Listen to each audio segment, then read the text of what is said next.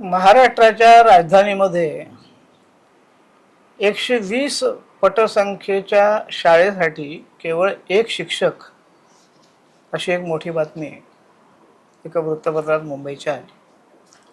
ही महाराष्ट्रातल्या राजधानीतली स्थिती आहे. मुंबईतली एकीकडे 20 पटसंख्येच्या खालच्या शाळा सरकार बंद करायला निघालं. त्यांचं समूहीकरण करायचं, म्हणजे 10-10 किलोमीटरवरती विद्यार्थ्यांना पाठवणार, म्हणजे याच्यामध्ये एकूण 14,000 शाळा बंद होणे हा उपक्रम. आणि दुसरीकडे 120 पटसंख्या असून सुद्धा शिक्षक एक. मग ही पटसंख्या कमी होणार नाही तर काय वाढणार आहे? मराठी माध्यमाच्या शाळांमध्ये 120 विद्यार्थ्यांना सगळे विषय शिकवायला 1960 साली हे राज्य निर्माण झालं. आज 2026 आहे. म्हणजे 66 वर्षानंतर या राज्याची प्रगती ही आहे की इथे 120 विद्यार्थ्यांना सगळे विषय राजधानीमध्ये महाराष्ट्राच्या एक शिक्षक शिकवणार. आणि वेगाने इंग्रजी माध्यमांच्या शाळा खाजगीकरण करण्यासाठी सरकार त्याला प्रवृत्त करणार. आणि शिक्षण मंत्री, आयुक्त, शिक्षणाधिकारी काय सांगणार की पालकांचा ओढा इंग्रजी माध्यमाकडे आहे. कोणी केला तो इंग्रजी माध्यमाकडे? तुमच्या या पद्धतीच्या मराठी माध्यमांच्या शाळांची अवहेलना करण्यामुळे. कारण तुम्हाला मराठी माध्यम संपवायचं आणि इंग्रजी माध्यम वाढवायचं आहे, स्पष्टच दिसतंय.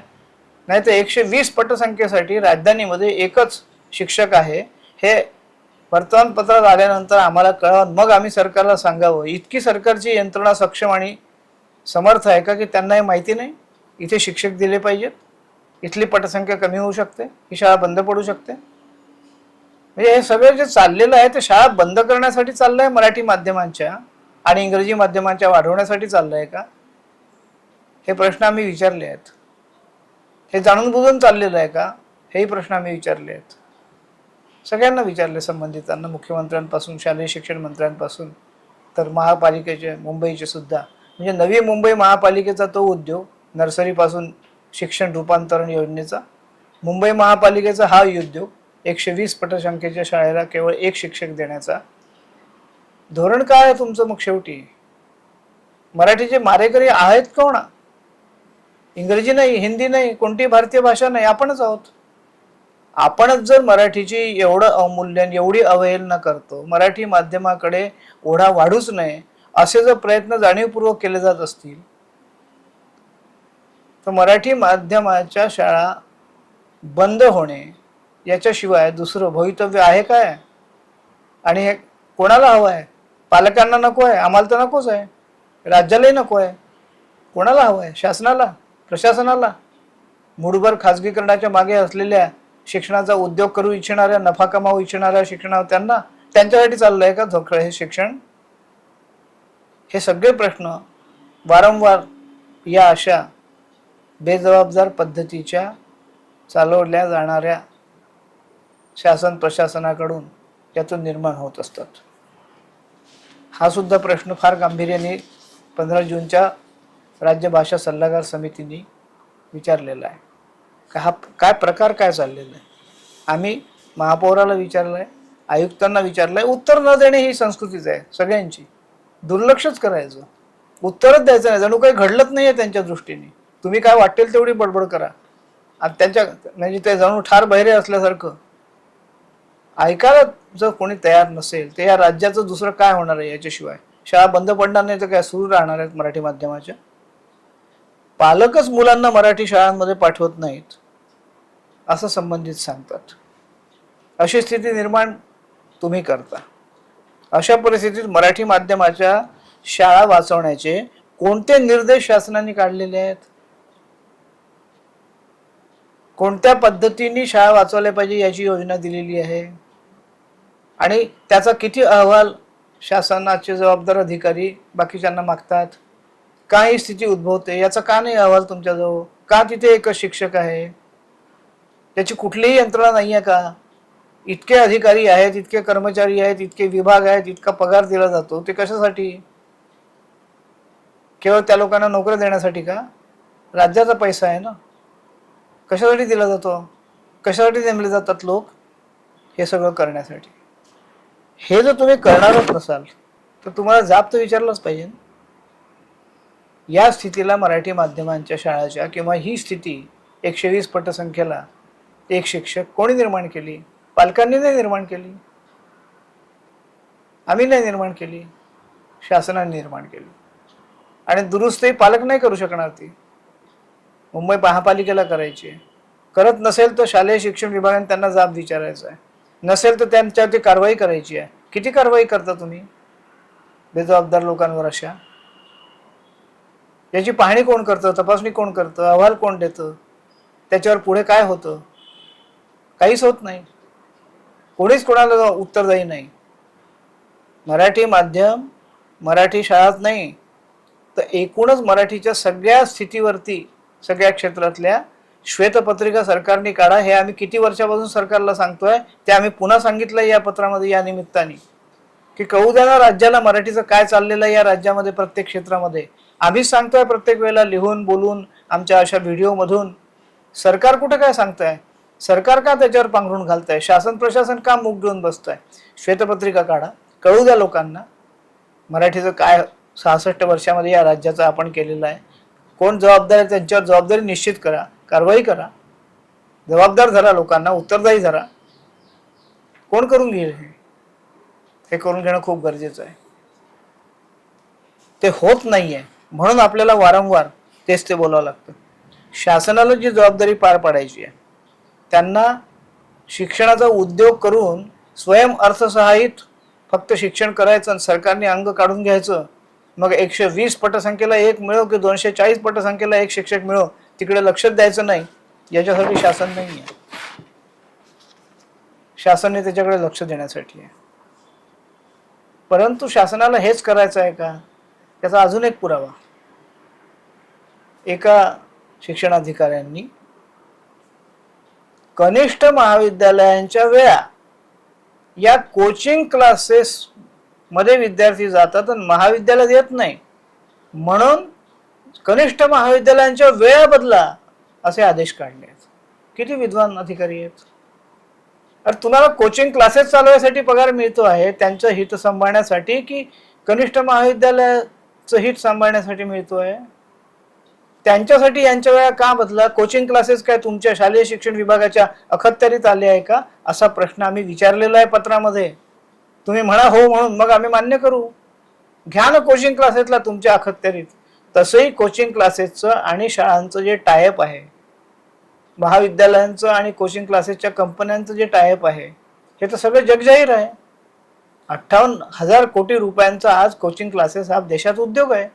3 वर्षात तो 1,74,000 कोटीचा व्हायचा आहे.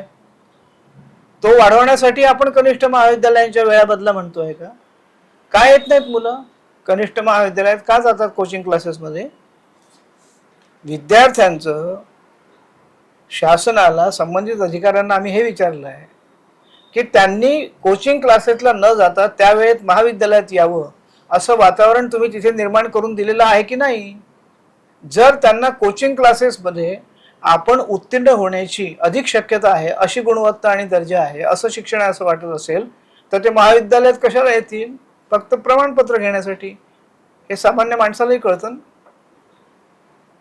मग तुम्ही जर कनिष्ठ महाविद्यालयामध्ये कोचिंग क्लासेसला त्याला जाण्याची गरजच पडणार नाही असं गुणवत्तापूर्ण आणि दर्जेदार शिक्षण देऊ शकत असाल तर तुम्हाला असे आदेश काढण्याची गरजच पडणार नाही. ते विद्यार्थी येत नाही, ज्याला जबाबदार विद्यार्थी नाही किंवा पालक नाही, याला जबाबदार तुम्ही आहात. यंत्रणा आहे, शिक्षणाधिकारी आहेत, ते महाविद्यालय चालवणारे आहेत, त्यांना अनुदान देणारे आहेत किंवा न देणारे जे कोणी असतील ते आहेत. कोणाला जबाबदार धरणार आहात तुम्ही? पालकांना? विद्यार्थ्यांना? का जाता म्हणून बंदी घाला मग कोचिंग क्लासेसवरती. कायदा करा तसा. कोचिंग क्लासेसच बंद करा ना, म्हणजे विद्यार्थी कुठेच जाणार नाही तुमच्या महाविद्यालयाशिवाय, तेही तुम्ही करणार नाही. हा कोणता विद्वत्तेचा प्रकार आहे की कोचिंग क्लासेससाठी? कोचिंग क्लासेस हे काही तुमच्या अधिकार क्षेत्रातले नाही आहेत. हा जो शहाणपणा चालवलेला आहे हा थांबवला पाहिजे. तुम्ही आधी कनिष्ठ महाविद्यालयांचा दर्जा सुधारला पाहिजे, त्याची गुणवत्ता वाढवली पाहिजे, कोचिंग क्लासेसमध्ये जाण्याची गरजच पडणार नाही असं वातावरण निर्माण केलं पाहिजे. त्याच्यासाठी महाविद्यालयाच्या वेळा बदला, हा जो तुघलकी कारभार आहे हा थांबला पाहिजे. कुठून येतात डोक्यामध्ये कल्पना तुमच्या अशा? या किती अजब कारभार चाललेला आहे सगळा हा.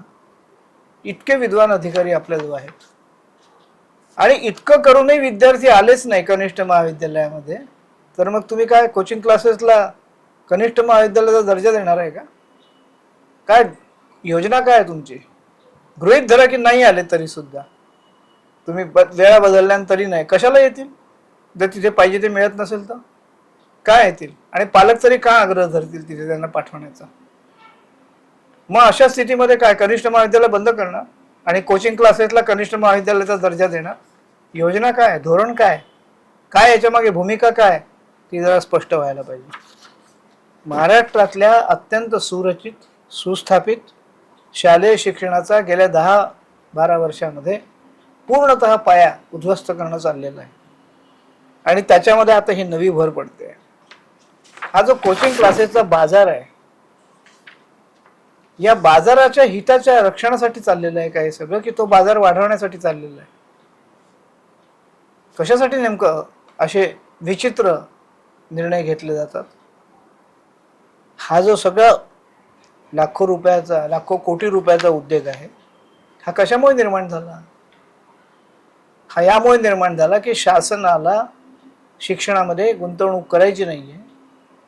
शासनाला त्या भाषिक राज्यातल्या शासनाला आपापल्या भाषेच्या माध्यमातून शिकवायचं नाहीये.